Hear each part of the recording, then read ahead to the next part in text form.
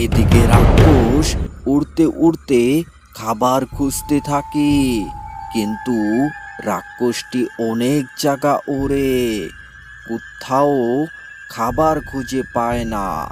রাক্ষসটি ক্লান্ত হয়ে উড়তে উড়তে এক মাঠের মধ্যে গাছের ডালের উপর বসে থাকে খাবারের উদ্দেশ্যে।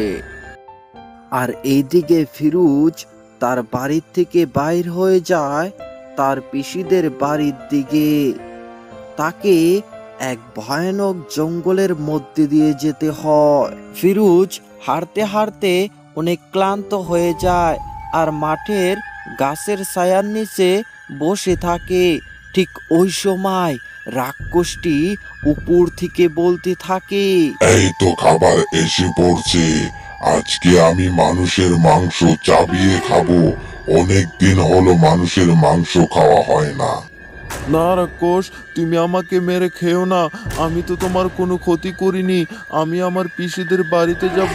আমাকে ছেড়ে দাও রাক্ষস। না, সেটা বললে তো হবে না।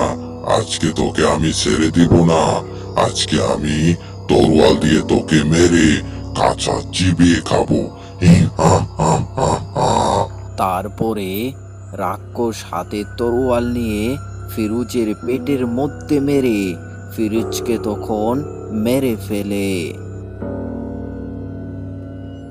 রাক্ষসটি হাত লম্বা করে ফিরোজের গলা চিপে ধরে ফিরোজকে তখন খেয়ে ফেলে।